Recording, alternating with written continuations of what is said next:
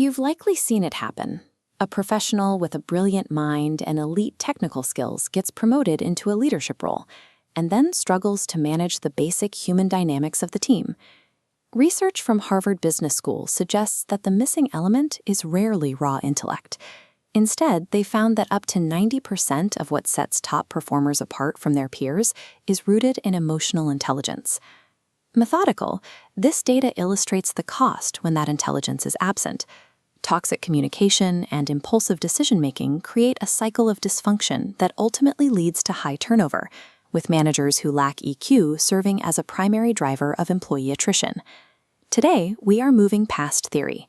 You will leave this video with a personalized, written 7-day action plan designed to repair a specific damaged professional relationship.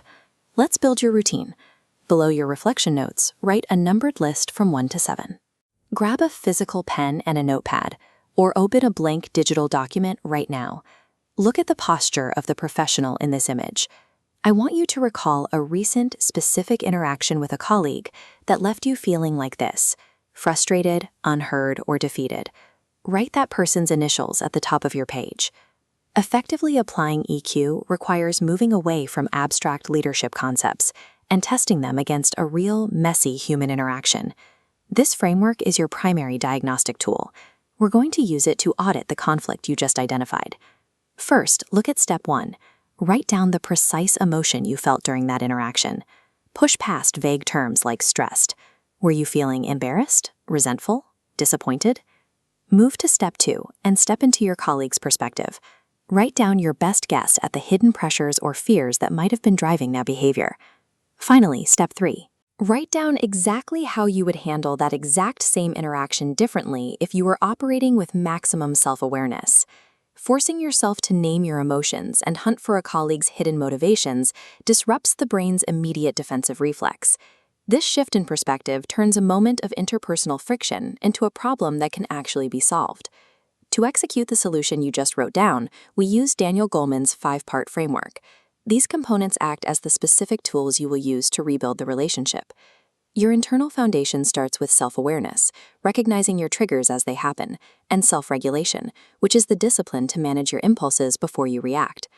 You bridge the gap to your colleagues through motivation, your internal drive to improve, and empathy, the capacity to understand the feelings of the people around you. Finally, social skills is the outward expression of the other 4. This is the toolkit you'll use to communicate clearly and resolve the conflict you mapped out earlier. Because each of these components consists of specific, repeatable actions, like pausing before a reply or naming a feeling, they function more like mechanical skills than fixed personality traits. They sharpen the more you practice them. Here is the timeline for your Kickstart plan. For day 1, you will audit your emotions. Write down 5 specific emotions you felt at work. For day 2, list 3 specific situations or behaviors that consistently provoke a strong emotional reaction in you. Mapping these triggers creates an early warning system, giving you the awareness to catch yourself before you respond impulsively. On day 3, practice deep listening in every conversation, adding 1 follow-up question. On day 4, ask a trusted colleague for honest feedback on how you handle pressure. The rule for day 3 is simple.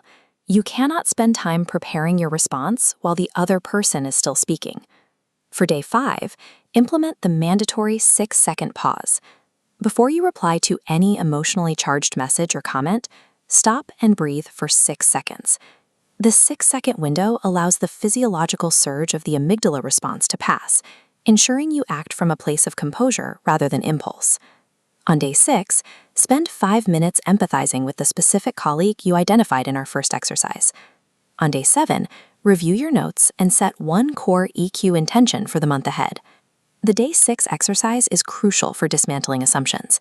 Actively considering another person's pressures helps you see them as a collaborator rather than an adversary. Significant progress in emotional intelligence doesn't require a total personality overhaul. It comes from these small, deliberate daily actions compounding over time. Look at the paper you just completed. You have transformed an abstract psychological theory into a tangible, problem-solving roadmap. Unlike cognitive intelligence, which remains relatively stable throughout your life, your emotional intelligence is highly learnable. The data shows that your emotional ceiling is limited only by your willingness to practice. Keep the list you just wrote on your desk. The work of building that skill begins tomorrow morning. Emotional intelligence is a lifelong practice. Subscribe for more weekly tools to elevate your professional excellence and start putting your plan into action.